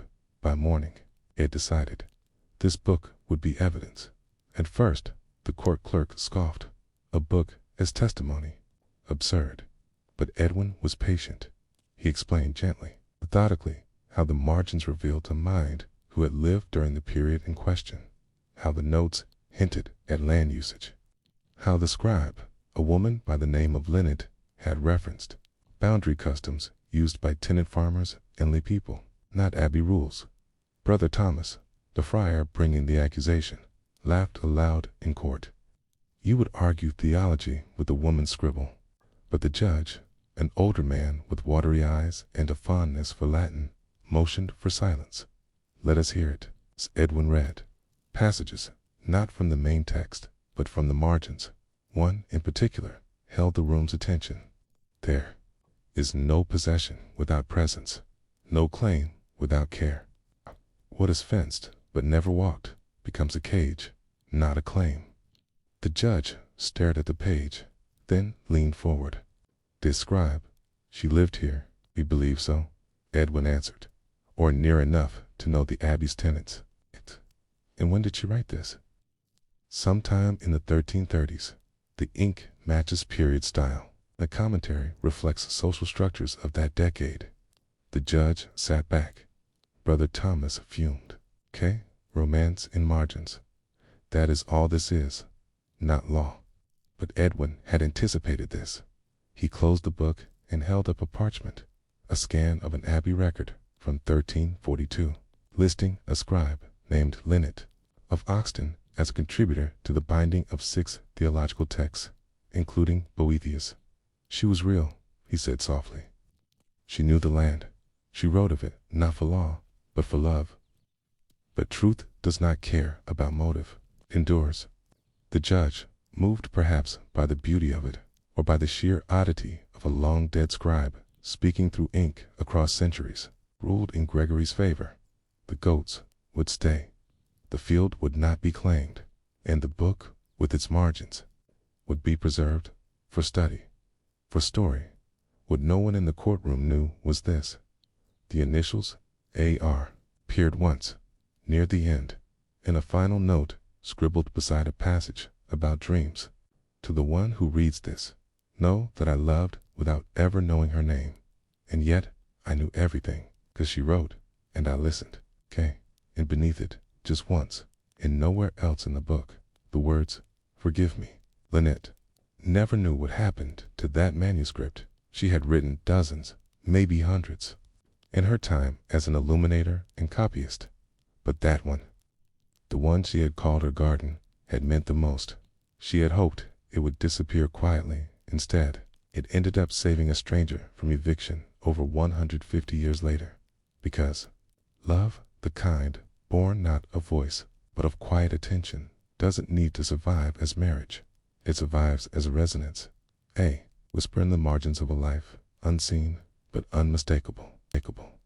The Radcliffe Library was cold, even in spring. Its tall windows let in an indifferent light, and the air between shelves always carried the ghost of drying ink and pressed vellum. 2 young scholars at Oxford in the year 1609. This place was both sanctuary and silence, the cathedral of paper where breathing too loudly could draw the attention of a disapproving librarian. Christopher Ames was 19 and anxious. His shoes were muddy, his cuffs were ink-stained, and his thesis on the evolution of legal commentary in late medieval English texts was failing to inspire even himself. He had chosen the topic because his professor, tall man with iron spectacles and a fondness for footnotes, insisted it was underexplored. And yet, here he sat, day after day, leafing through brittle pages filled with lifeless glosses, inked in blocky hands with barely a thought spared for rhythm or soul. Everything felt dead until the day he found the margins. It began by accident. Of course, the manuscript, marked only Boethius annotations, 14th C, had been misheld. Christopher pulled it, expecting more formulaic legal exposition. Instead, he found an oddity, a quiet hum beneath the text, the commentary, written not in the main columns, but along the edges, looped in a style unfamiliar to his eyes. Not the heavy square hand of monks or the rush scrawl of post-dissolution clerks. This was something else, gentle, fluid, and deeply personal. The margins did not merely explain the main text, they responded to it. When Boethius wrote of the nature of fortune, the scribe had added, "Fortune favors neither saint nor sinner. She favors the one who forgets she is watching." Elsewhere, beside a line on grief, ink cannot mourn, but a quill may tremble. Christopher sat back, heart oddly full. Who had written this? And why had no one mentioned it? He turned to the front of the book. The standard catalog entry bore no author, only the university's acquisition stamp from 1547, a gift from a bishop, whose name had long since faded from memory.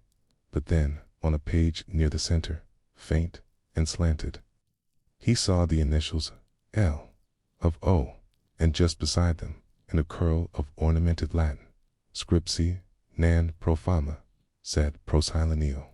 I wrote, not for fame, but for silence. He didn't know what to make of it, but he knew one thing. He would change his thesis for the next 3 months. Christopher did something unexpected. He stopped writing about law and started writing about listening. He tracked every instance of marginal commentary in the manuscript, comparing it to standard glosses of the same text. He found that this scribe, this L of O, often contradicted common interpretations. She prioritized human reaction over doctrinal precision. When others wrote, God is justice, she wrote, God is the pause before justice. When others declared property a divine order, she asked, if land is made by God, why is it divided by men? She questioned, not defiantly, but curiously, tenderly, almost like someone writing to a future friend. And that, Christopher realized, was the key. This wasn't just marginalia. It was a dialogue written centuries too early. He titled his new thesis, Whispers in the Margins, The Lost Voice of Linnet of Oxton. His professor was unimpressed. You mean to tell me this is all based on one manuscript and one woman? Christopher nodded. The man snorted. You'll have to find something stronger than I feel a connection, Mr. Ames. Christopher said nothing, but the next day he brought proof. He had spent weeks tracking the scribe's hand, and in a dusty archive, an unindexed scroll tucked into a binding of sermons, he found a line in the same script. My ink runs thin, tight, but I remember her. It was signed with the same spiraled loop, the same curl on the L. This time dated 1348. Linnet of Oxton was real. A woman who had written at least 3 known manuscripts, all with the same tender hand, all with margins filled, not just with thought, but with feeling. Christopher's paper caused a small stir, not a scandal, not even controversy, but a curiosity. Other students began to look differently at the margins. Librarians recatalogued volumes previously marked as anonymous glosses. A quiet movement emerged, a desire to read the sides, not just the center. One tutor, older and fond of parchment, remarked, for so long we've read only what men told us to read, but perhaps we should listen to what women wrote when no one was watching. Christopher didn't seek fame. After graduation, he became a village teacher in Devon. He kept a copy of Linnet's manuscript in his study. On the back, he scribbled a note in pencil to the one who asked questions instead of giving answers. Thank you.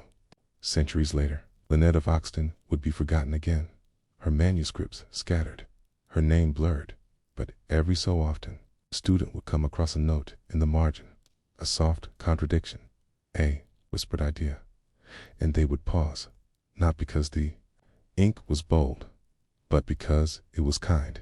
And in that pause, they would realize dating in the medieval world was not only a nightmare because of customs and laws and power. It was a nightmare because even when people fell in love, truly, deeply, they were often not allowed to say it out loud, but sometimes they found a way in the margins, in the quiet, in the parts of the page where no one looked, because no one thought it mattered, but it did. Because love, even unspoken, leaves a mark, just soft enough to be mistaken for ornament, just strong enough to survive 300 years. The Chateau de Saint-Omer had high stone walls and shallow windows, designed not for beauty, but for control. At the edge of Artois, close to the Flemish frontier, the manor watched over a patch of fertile land in old timber forest, its towers capped in gray slate. always just a little too wet from the northern drizzle. In the spring of 1342, inside a room smelling faintly of rosewater and mold, Jezebel de Saint-Omer turned 20. She did not celebrate. There were no music players, no dancing pages, no feasting. Instead, her nursemaid laid a thin white veil on her shoulders, kissed her forehead, and whispered, "You'll have callers now." Isabel did not answer. She was already halfway to the chestnut garden. Her family's estate, though modest, carried an old title. The Saint-Omers traced their lineage back to the Crusades. The third son of some baron had died in the Levant, and for that, a dusty scroll in the family chapel bore the wax seal of the crown.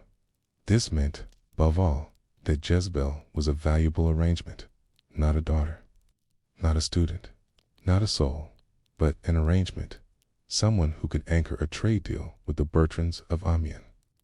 Or perhaps soften an old insult with the Vignets of some. In any case, she had only one role now to be looked at, then claimed. She knew this. Everyone.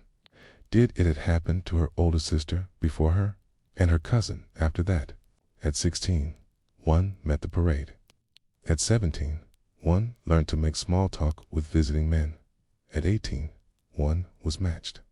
19, betrothed. At 20, if one was lucky, married off and put to task producing heirs for someone else's estate. Jezebel had made it to 20 without agreeing to any of them, and that, her aunt warned her, was dangerous. She did not fight openly. She was not foolish. Medieval France was not kind to women who challenged marriage directly. If a girl screamed, or ran, or publicly refused, she could be shamed, stripped of dowry, accused of disobedience, even witchcraft. Nobility did not protect a daughter from the punishments of defiance. It only gave those punishments fancier words. But Jezebel did not scream. She wrote. She wrote on scraps of linen and strips of birch bark, on prayer scrolls, in the corners of almanacs. She wrote about betrothal customs, courtship speeches, and wedding contracts. She copied them in secret, in her own neat hand, marking each page with a tiny inked chestnut leaf, her personal emblem. Borrowed from the trees in her family's old orchard. She wasn't sure why she did it at first. Perhaps it was a form of record keeping, perhaps a defense to understand the thing before she surrendered to it. Or perhaps it was a quiet act of sabotage, a scholar's protest, hoping that if she could study the mechanisms of her fate, she might find a way to loosen them. No one noticed her collection for years. Her ink was brown, not black, harder to spot in the folds of parchment. She folded her notes into patterns that mimicked missals and weather records. She tucked them into hollowed-out drawers behind the chapel's painted saints, or under the cracked stones of the east-facing wall. She studied old court cases, marriage, bans, property rulings. In one scroll from 1291, she found a record of a woman named Lorette who had been engaged to 3 men before the 4th succeeded, only because the others had died in war. In another, a widow named Allison had argued in court for the right to refuse her husband's cousin. In one, but only after offering her dowry in full to a monastery. In a narrow column between property tallies, someone, a clerk perhaps, had scrawled, "Love is not a contract. Contracts make love obey." Jezebel copied that line 4 times. It became the first page in what would become a small, secret book. She called it simply De Nuptiis, Observations. Of course, none of this stopped the suitors. They came like seasons. First, the soldier, Pierre, of Bethune, whose boots never left mud prints, and whose gloved hand trembled when he touched the pages of a psalter. He said he'd make her a strong wife, and she believed him. But when he asked her father if she was obedient, she went quiet for 2 days, speaking only to the trees. Then came Ulrich, son of a tax clerk from Arras, whose tongue was too clever and eyes too quick. He brought riddles and more riddles. He once asked her how many lovers could live inside a lie. she answered. Too many for it to be small enough to carry. He laughed. He did not return. Then the priest, not for himself, of course, but for his brother, a merchant's son with a broken nose and a soft spot for hounds. The priest carried gifts, sweetmeats, a ribbon, a silver comb. Jezebel took the comb, then used it to carve a pattern into a soft wax seal. Later, she pressed the seal onto a page that read, "Adornment is the second language of the silenced." Her father never noticed by the time she was 22. Her resistance became a topic of gossip. She must be strange, some whispered. Touched in the head, too proud, too clever, cursed. There was no room in the medieval imagination for a noble woman who refused marriage yet smiled at parties, who attended feast days but refused wine, who quoted Aquinas with clarity but turned pale at the word vows. Her aunt warned her again. You are collecting time, like coins in a jar. But one day, the jar will shatter. Jezebel nodded, but said nothing. She had already filled 2 volumes of observations. One day, in early summer, a monk named Etienne arrived at the chateau to catalogue the estate's library. The abbey in Saint Benoît had begun collecting regional writings, and a bishop was eager to assess the holdings of lesser-known noble houses. Jezebel offered to help. Her Latin was sharp, her hand steady. She claimed she wished to preserve the legacy of her grandfather's scrolls. But secretly, she was looking for a safe place to deposit her work. She waited until the monk was in the garden, feeding sparrows with seed from his sleeve. Then, from the hollowed stone beside the family chapel, she retrieved her book, wrapped in plain linen, bound in thin leather, carefully inked. Each page marked with a chestnut leaf. She slipped it between 2 damaged legal treatises in a stack, marked pending copy. She said nothing, and it was gone. Whether Etienne ever realized what he had taken, no one knows. He left 2 days later. Jezebel married 5 years after that, not for love, not for peace, but for silence. The scrolls were never found in the family archive again. The copy, if one was made, did not bear her name, but in a monastery ledger, dating to 1372. There appears a curious entry, unattributed observations on the practice of nuptial consent, with marginal notes on clerical hypocrisy and vernacular customs, donated by unknown noble family, contains curious leaf symbol. It is listed under ephemera, not theology, not law, just the writings of a woman who watched quietly, thought deeply, and asked again and again, what if I choose not to be chosen? And while her question was never answered, it was somehow preserved. In the year 1431, inside the thick stone walls of the convent of Saint Apolline, a novice named Aude was dusting the corners of the scriptorium when she discovered a bundle of forgotten scrolls tied with faded green cord. The air was cold in the writing room, thick with wax smoke and old ink, and the scrolls, brittle, barely held together, gave off the sweet, faint smell of time and dust and dried glue. Sister Aude was not permitted to read without permission. Novices were expected to copy, to clean, to prepare parchment, to tend the garden, and to listen. Reading, especially reading for personal interest, was reserved for fully professed nuns. But curiosity had always moved differently in her. It wasn't hunger, more like a deep, patient listening. Aude didn't crave stories. She watched them, silently, as if they were birds that might land if she stayed still enough. The bundle had no name, no label, just a small, inked emblem on the first page of the topmost scroll. A chestnut leaf, simple, sketched with care, not decoration. More like a mark of presence. She unrolled it, carefully, one line at a time.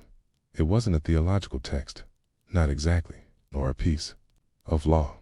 It was full of observations, some short, clipped, barely a sentence, others longer, rambling, quietly angry in places, thoughtful in others. There were questions in the margins, and passages written sideways, and notes in different ink colors, as if the original writer had returned months or years later to think again about what she'd written before.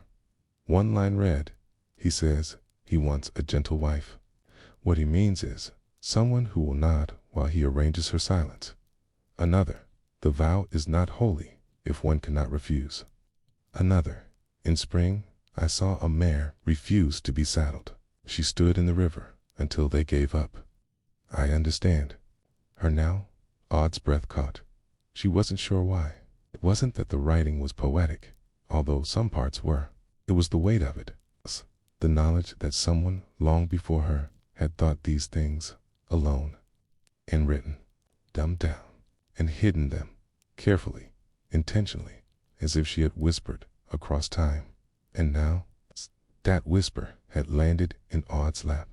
Later that evening, when the other novices had gone to the dormitory, cove, near the cove, near the candle press, she laid out the bundle and opened the second scroll.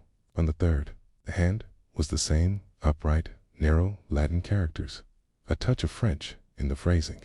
K, noblewoman's script, perhaps. Educated, but not formal. The fourth scroll was bound in old leather. EU. DE opened it slowly. It was different from the others. Not a scroll at all, a folded book of sorts. A codex, unbound but grouped with care. Pages stitched with simple thread, faded brown ink. At the top, Denupti's observations. She recognized the emblem, the chestnut leaf. What was it doing in the convent? She searched the outer pages for signatures. None, no seal, no author's name. In the final leaf, she found a date, 1346, and in a margin, faded to the point of illegibility, a single phrase. May these words live somewhere. Quiet. Aud didn't sleep that night. The next day, during midday chores, she approached Sister Theophan, the convent's archivist. She asked, carefully, respectfully, whether she could assist with cataloging the loose scrolls in the East Tower. Sister Theophan, who had too many duties and too few assistants, agreed. A UDE worked quickly. She prepared labels, cleaned old vellum, sorted documents by hand and age. And each night she returned to the chestnut leaf bundle, reading a few lines at a time, letting the words settle. She began copying them slowly, on scraps at first, then in a small notebook she kept under her mattress. She didn't know what compelled her, but something about the words, their stillness, their resistance, their quiet refusal to be consumed, made her want to preserve them, not spread them, not preach, but protect, as if some embers still glowed inside the ink. By the time she reached page 70, she began adding her own thoughts, gently, in the margins, with a different hand. Not corrections, not even commentary, more like conversation. Jezebel had written, "A marriage without choice is a room without a door." Aud wrote beside it, "Some of us live there still. But I think I've found a window." Elsewhere, Jezebel had noted, "They measure our worth by how well we bend." Aud replied, "Then let us grow roots instead." Over the months, the book began to change. It was no longer just a record of observations. It was a dialogue to women, a century apart, stinking through the same trap, not angrily, not loudly, but persistently, like a vine that won't stop climbing. One evening, after Vespers, Sister Theophan asked Aud to stay behind. She had found the notebook not confiscated. Just found.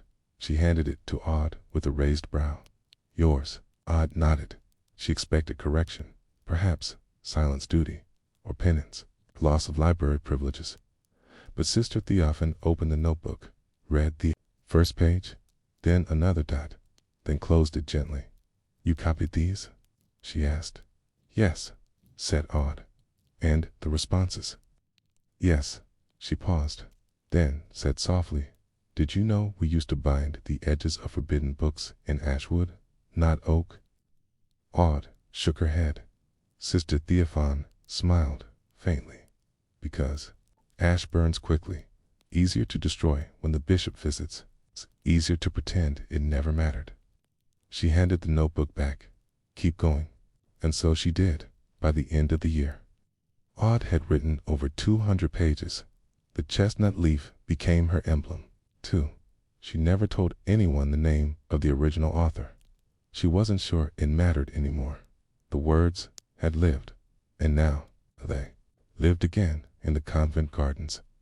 An old tree stood near the edge of the property, gnarled, wide, with spiny green fruits in the summer, split open to reveal soft, gleaming chestnuts. Aud began placing a copied page at its base every new moon. She didn't know why. Perhaps she believed the tree would remember, or perhaps she simply wanted the wind to carry the words further than stone walls could. Either way, she never missed a moon, and the pages were never there the next morning. Not once. By the time Aude professed her final vows, the convent had acquired a new book, simply titled Reflections on Consent. No author, no publisher. Passed from abbey to abbey, bound in soft ashwood. Inside.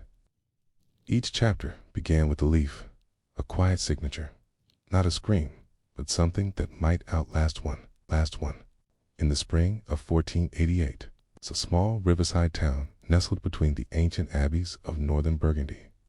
A widow named Isabeau Racine sat alone in her upper chamber, writing by the dim blue light of dusk. Her fingers were worn from mending seams and twisting wool. Her wrist ached from too many hours of quiet ledgers and colder weather. But the quill moved all the same. Her daughter, Madeleine, had just turned 13, the age of first offers.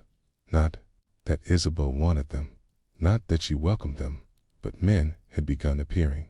First, the butcher's brother, twice Madeleine's age, and once divorced by consent of the bishop, then a minor bailiff from Dijon with a stammer and an uncle on the local council, and then, worst of all, the steward from Chateau Vermin.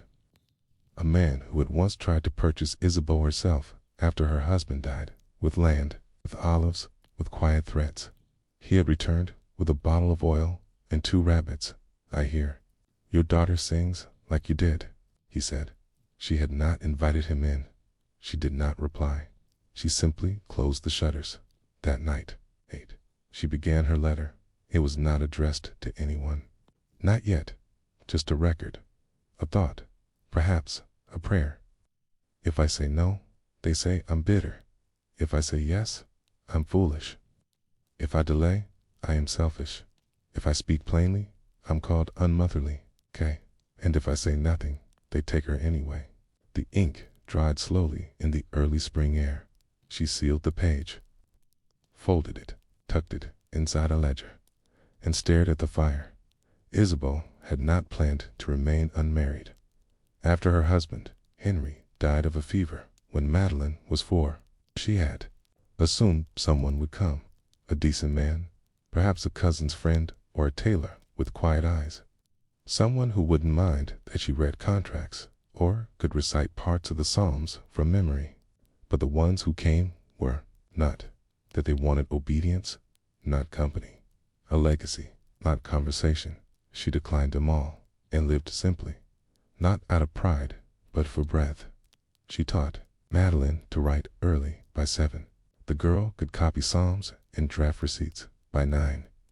She was helping tally the herb garden, and at 11, she'd found, quite by accident, a folded parchment with a chestnut leaf. It was tucked inside an old ledger, between land documents, and a record of oxen births. The leaf was drawn in fading brown ink, simple and unadorned. And next to it, a small line in another hand. Some trees bend, others wait for spring. She showed it to her mother. Isabeau froze. She hadn't seen it in decades when she was 17. Isabeau had worked briefly as a maid at the convent of St. Apollon. She had dusted the alcoves, cleaned the arches of the scriptorium, prepared oil lamps, and carried vegetables to the cellar. One of the nuns, a thin, quiet woman with large knuckles and a limp, had given her a folded leaf of parchment before she left. "Keep it," the nun said, "case you ever forget that. Your silence is not an agreement." Isabel had kept it, then forgotten, then hidden it. Now, decades later, it had reemerged, like spring under frost. She began writing. Again, not often, just short lines, thoughts, quiet refusals. She is not a dowry in a dress. A husband is not. A rescue. Let her learn the taste of time before the salt of ownership. She didn't know who would read them. Maybe no one. Maybe it's just a fireplace. But she wrote them all the same. And when Madeline asked, as she always did, what a proper marriage was supposed to be like, Isabel answered in quiet pieces. "It is not a parade," she said. "It is not a sermon. It is a door with two keys, not one." The girl nodded, listened, watched. She understood more than her mother admitted. A month later, Stuart returned, this time with a ring and a formal letter, and a witness. Madeline was to be given 3 days to consider the offer. Isabel was to be summoned to the town square for final consent. No threats, just a ritual of pressure, polite, civic, expected. That night, Isabel wrote a letter. She folded it 3 times, sealed it with a wax drop and the chestnut emblem she had copied onto a brass coin months earlier. More out of memory than purpose. Then she sent Madeline, early in the morning, to the baker's wife. The baker's wife gave it to her cousin, and the cousin's sister. So sub-prioress at Saint-Tapeline, where the leaf had been born. 2 days later, on the morning of the appointed meeting, the town square was unusually quiet. No procession, no steward, no offer, just a priest with a slight cough and a change of heart. "The steward has reconsidered," he said. Isabel nodded and went home. Madeline baked bread that day and read 2 psalms aloud in Latin, slowly, like prayer, like protection. Years later, when the steward died, choked on a fishbone in spring, no heir, the land passed to a cousin, and Madeline, now 21, received an offer to manage the estate's bookkeeping in exchange for a small share of the produce and residence in a warm cottage with no occasions of marriage. She accepted, not because it was an escape, but because she chose it. By then, Isabel had written nearly 60 pages. Some were memories, others warnings, a few simple affirmations. You can refuse without hating. You can wait without explanation. You are not an answer. You are not a question. You are a story still unfolding. She didn't bind them, just folded them carefully, placed them in a small cedar box, left it by the hearth, and when she passed, quietly, without illness, just the end of breath, Madeline placed a chestnut leaf in the fire, not to destroy, but to release. That summer, an old novice returned to Saint-Tapeline. She carried a bundle of copied pages. No name, no date, just a small mark at the top, leaf, and a note on the front. These are not arguments. These are not complaints. These are reminders for those who were told they must be chosen and never told they could choose. And in the decades that followed, whenever a novice wandered the east wing of the abbey alone, looking for dust to sweep or parchment to sort, sometimes, not always, sometimes they'd find a small folded page beneath the sill, unlabeled, unclaimed, marked only with a chestnut leaf and a few quiet words. Some marriages are temples, others are traps, but neither should begin with silence.